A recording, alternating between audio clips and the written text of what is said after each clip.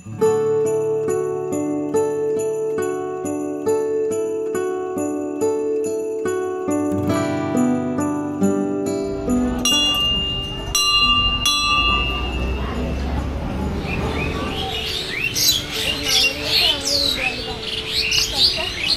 ইলসুয়া গ্রামকে পার করে আমরা এখন যাচ্ছি তাবার দিকে।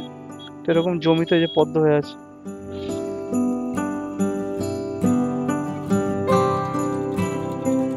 ট্রাভেল উইথ মিল্টন চ্যানেলের আর একটা নতুন ভিডিওতে সকলকে স্বাগত।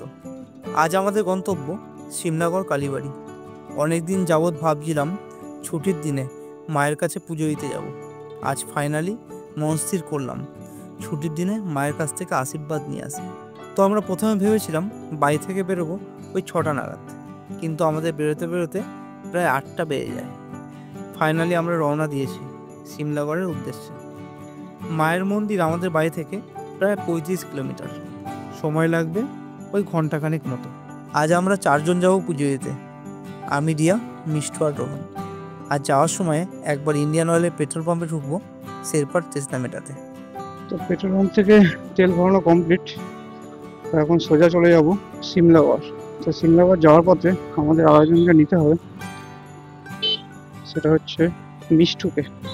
এটা সোজা চলে যাচ্ছে মগরা, আর আমরা সোজা দেখে গেলাম পান্ডুয়ার দিকে। তো এটা হচ্ছে পান্ডুয়া কালনা রোড, আর এই রাস্তা ধরে সোজা আমাকে যেতে হবে। চারিদিকে গ্রিনারিটা শুধু একবার দেখুন, আর এই যে আশেপাশে যে চারিদিকে গ্রিনারিটা হয়ে আছে তার পেছনে কারণ হচ্ছে এখানে পাট চাষ হচ্ছে। এখন পাট গাছ ছোট ছোট আছে এই পুকুরটাতে, সেই পাট গাছগুলো যখন বড় হয়ে যাবে তখন ওই তুলে কেটে আর কি এখানে ভেজানো হয়।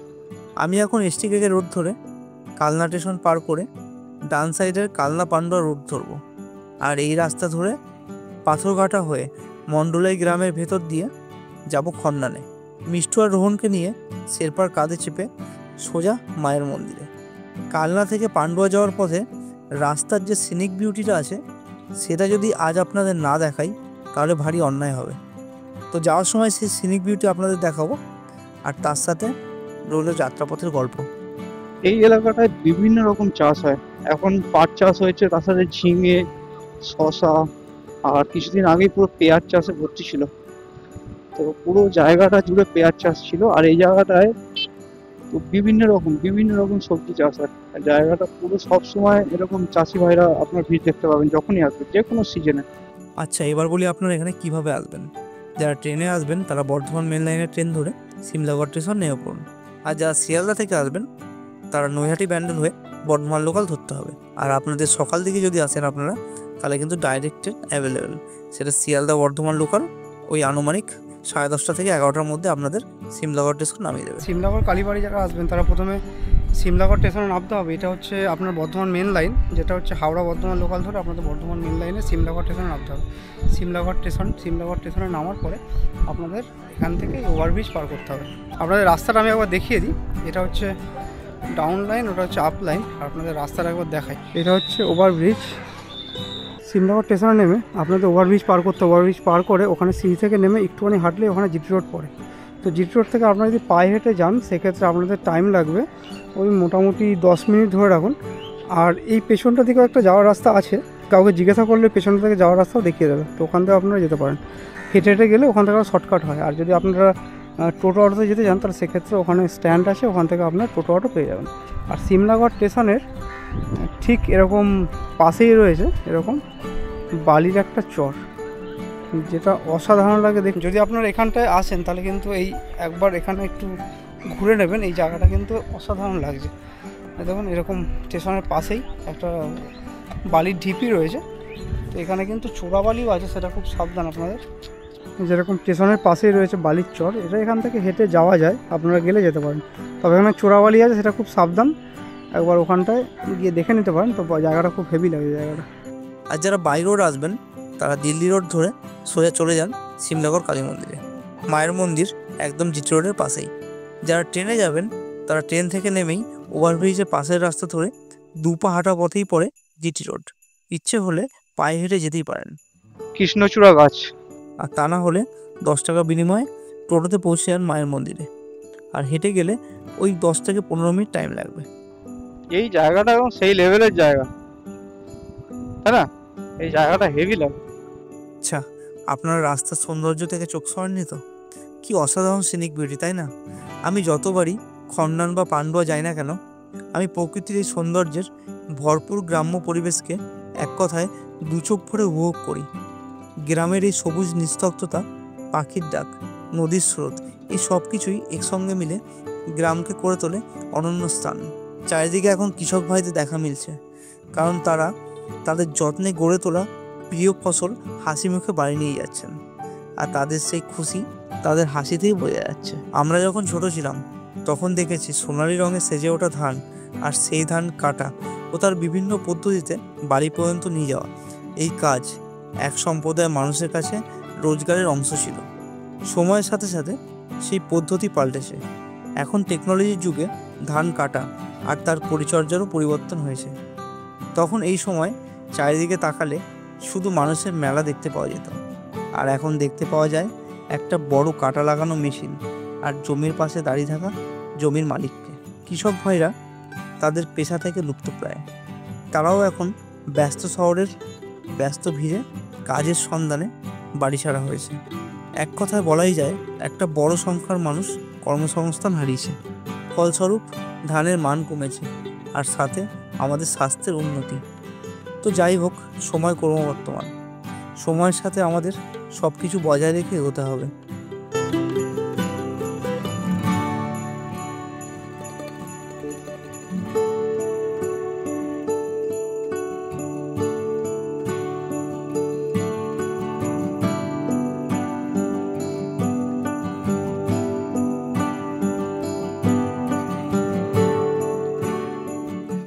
এই জায়গাটা একবার শুধু দেখুন, এরকম রাস্তা দিয়ে যেতে যেতে কিছু কিছু জায়গা আছে যেগুলো অসাধারণ লাগে, আর এগুলো তো গ্রামের প্রকৃত রূপ।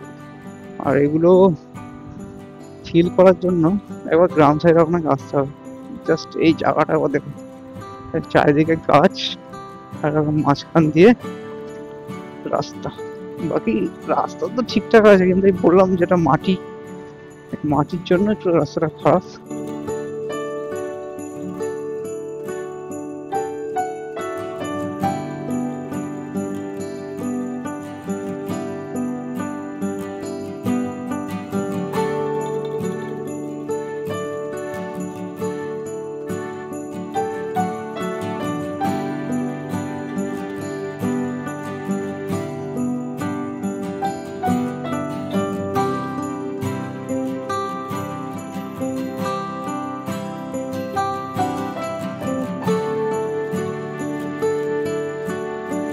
যাওয়ার সময় এখান থেকে আমরা সিমলাগড় কালীবাড়ি যাচ্ছি, আর তার জন্য পাথরঘাটা রাস্তা থেকে আসছিলাম। আর এখান থেকে যাওয়ার সময় যখন ওই মন্ডলাই গ্রামে ঢুকবো, তো তার আগেই এরকম রাস্তার ধারেই একটা পুকুর রয়েছে, যেটা পুরো এরকম ফুলে ভরা। তো এই রাস্তাটা সোজা চলে যাচ্ছে পান্ডুয়ার দিকে। তো আমরা এই গ্রামের মধ্যে ঢুকে গেলাম, এটা হচ্ছে মন্ডলাই গ্রাম। চলো, কথা বলতে বলতে আমরা কিন্তু মন্ডলায় চলে এসেছি। এটা ইলছোয়া মন্ডলের হাই স্কুল। আমি এই স্কুলে পড়াশোনা করেছি। যতবারই স্কুলের পাশ দিয়ে যাই ততবারই ছোটবেলার স্মৃতি চোখের সামনে ভেসে ওঠে। ইলছোয়া গ্রাম পার করে আমরা যাব তাবার দিকে।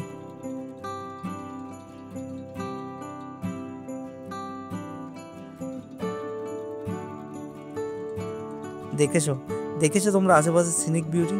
কি অসাধারণ, কি মনোমুগ্ধকর দৃশ্য, তাই না? এটা আমার জীবনের 24টা বছর কাটানো আমার পথ চলার সঙ্গী এই গ্রাম।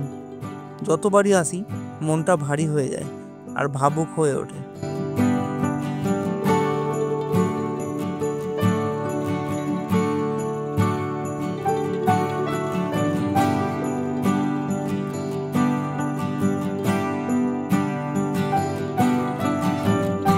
ইলছোয়া গ্রামকে পার করে আমরা এখন যাচ্ছি তাবার দিকে। তো এরকম জমিতে যে পদ্ম হয়ে আছে, এই রাস্তাটা চলে যাচ্ছে সোজা গোলাঘাটের দিকে। আর এটা হচ্ছে আমার প্রিয় জায়গা, যেখানে ওই মাঠ আছে, যেখানে আমরা মর্নিং ওয়াক করতে আসতাম। আমাদের ফুটবল খেলা সবকিছু আমাদের ওখানে ছিল। আর ওই এটা আমার গ্রাম তাবা। তো এই জায়গাটা একটা ফুটেজ আপনাদের আমি অন্য কোনো ভিডিওতে দেখাবো। এখন আমি সোজা চলে যাচ্ছি সিমলাগড় কালীবাড়ি। যেরকম এখানে পদ্ম গাছ, আর এটা হচ্ছে সেই টাওয়ার ব্রিজ যেখানে সাইকেল নিয়ে উঠতে গেলে হালাত খারাপ। চলো, আমরা কিন্তু কথা বলতে বলতে রোহন আর মিষ্টুকে শেরপার কাঁধে চাপিয়ে নিয়েছি। এবার খন্ডান থেকে জিটি রোডে উঠে সোজা যাবো মায়ের মন্দিরে। কলকাতা সাইড দিয়ে যারা আসবেন তাদের এই রাস্তা ধরেই পান্ডুয়া পার করে মন্দিরে যেতে হবে।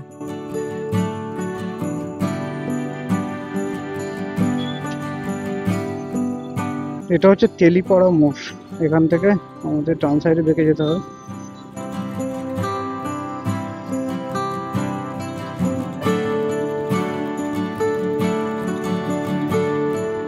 তো ফাইনালি আমরা চলে এসেছি। এই সামনেই রয়েছে সিমলাগড় কালী মন্দির। আর আমাদের বাইকটা আমি রাখবো, আমার এখানে একটা বান্ধবী বন্ধু তাদের দোকান আছে, তো সেই দোকানটা আপনাদের দেখাবো। কারণ আপনারা যখন এখানে আসবেন, তো সেক্ষেত্রে যদি আপনারা দোকান থেকে কিছু কেনাকাটা দরকার পড়ে, যেরকম ফুল হোক, তারপরে প্রসাদ হোক, সেটা আপনারা এখান থেকে কিনতে পারেন। তো এই যে এখানে এখানে অনেক কটা এরকম দোকান আছে। তারপরেই রয়েছে লাস্টে এদিকটায় বান্ধবীর দোকান। তো আমরা এখান থেকে এখন প্রসাদ নিয়ে নিয়েছি। প্রসাদ নিয়ে আমরা এখন যাব মন্দিরে। আর এখানে আমাদের বাইক রেখে দিলাম, আর আমাদের ব্যাগপত্র, জুতো, এগুলো সব এখানে আমরা রেখে দিয়েছি।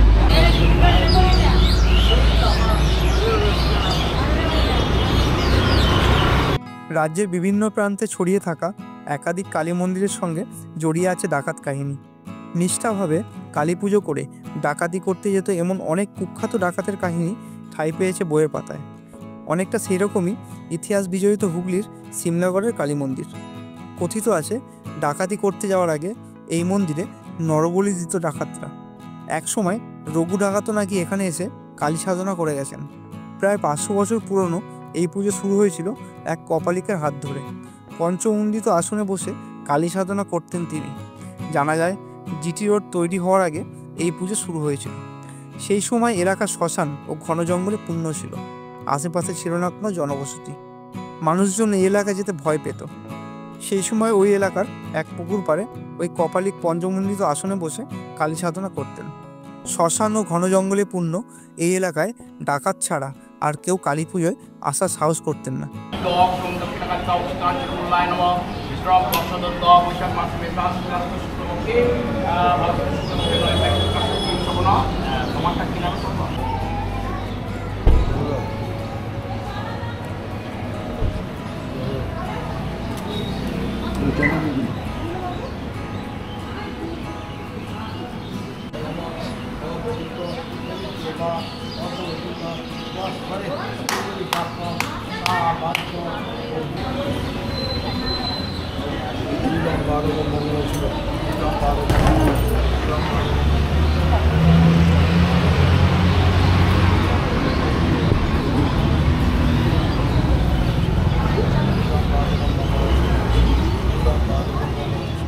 দ্বিতীয় বিশ্বযুদ্ধের সময় এই এলাকায় সেনা চলাচল শুরু হয়।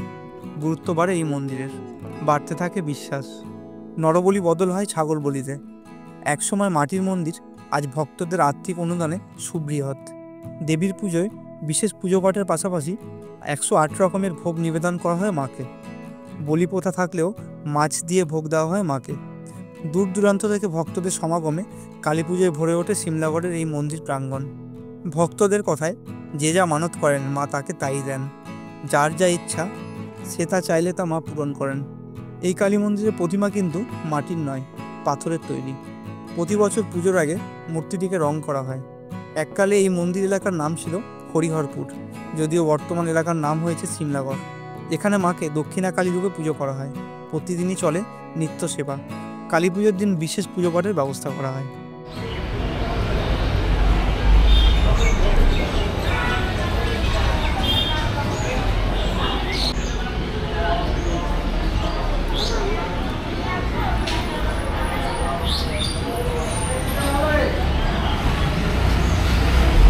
মন্দির থেকে বেরিয়েই এখানে এই যে মহাদেবের মন্দির আছে, তার ঠিক পাশেই একটা রাস্তা, এই রাস্তা চলে যাচ্ছে এখানকার পুকুরের দিকে। এই যে ঘাট,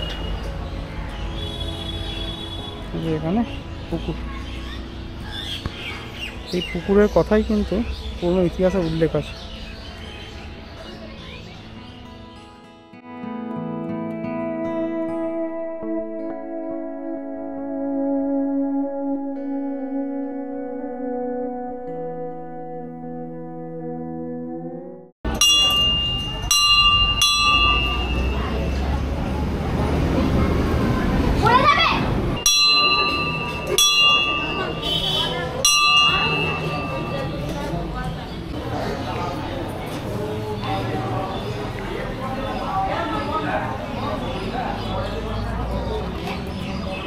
এখানে কিন্তু যারা নতুন গাড়ি নিয়ে আসে, অনেকে নতুন গাড়ির এখানে পুজো দেয়। আর আমি যখন আমার শেরপাকে আমাদের বাড়িতে নিয়ে আসি, তারপরে কিন্তু পুজো কিন্তু এখান থেকেই আমি দিয়েছিলাম। আর এই যে মন্দির এখন পুজো দেওয়া চলছে।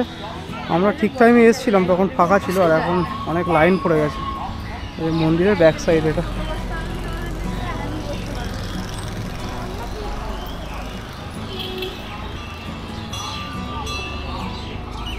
রাস্তা জুড়েই কিন্তু এরকম অনেক দোকান আছে, তো আপনারা যে কোনো দোকান থেকেই চাইলে এরকম ফুলের মালা নিতে পারেন। এখানে যেহেতু বিয়ে হয়, তো বিয়ের নানান ধরনের সরঞ্জাম কিন্তু এখানে পাওয়া যায়, যেমন ফুল, টোপর এসব। আর এখানে এরকম মালা রয়েছে।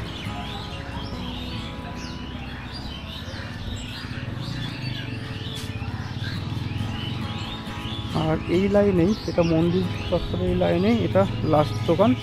এই আমার শেরপা দাঁড়িয়ে আছে, এই যে লাস্ট দোকান। এই যে এটা হচ্ছে আমার বান্ধবী আর বন্ধু দুজনেরই দোকান। এই যে দুজন রয়েছে। তো আমাদের পুজো দেওয়া কমপ্লিট হয়ে গেছে, আর এখানে আমি এখন এই আমাদের বান্ধবী আর বন্ধু দুজনেরই দোকান আছে, পল্লবী আর অনুপমে। আর এখানে আমরা এখন একটু হালকা করে খাওয়া দাওয়া করে নেবো। এখানে কিন্তু সব কিছুই পাওয়া যায়। আর আপনারা যদি যারা বিয়ের জন্য যদি এখানে আসেন, তাহলে বিয়ের সরঞ্জাম পেয়ে যাবেন। আর আপনারা এখান থেকে বাদবাকি প্রসাদ, ঠাকুরের ফুল, এইসব সমস্ত কিছু ওরা রাখে। আর দুজন মিলে এই দোকান করে এখানে। আমরা যখন এখানে আসি, তখন এখানটায় এই দোকানটায় আমরা আসি। আর আপনি এখানে আসলে সমস্ত জিনিসপত্র যেগুলো যাবতীয় ব্যাগ, জুতো, এগুলো সব এখানে রেখে যেতে পারেন, কোনো রকম অসুবিধা হবে না। কেমন লাগলো আপনাদের ভার্চুয়ালি আমার সাথে থেকে, সেটা কিন্তু কমেন্টে জানাতে একদম ভুলবেন না। ভালো লাগলে একটা লাইক, একটা কমেন্ট করে যাবেন। আর একটু বেশি ভালো লেগে থাকলে চ্যানেলটিকে সাবস্ক্রাইব করে পাশে থাকবেন। আপনাদের একটা লাইক, একটা কমেন্ট আমাকে ভীষণ পরিমাণে মোটিভেট করে নতুন করে কোনো ভিডিও করার জন্য। তো আবার কথা হবে, আবার গল্প হবে নতুন কোনো জায়গায়, নতুন কোনো ভিডিওতে। তো আপাতত এই ভিডিওটা আমি এখানেই শেষ করছি। সবাই ভালো থাকবেন, সুস্থ থাকবেন।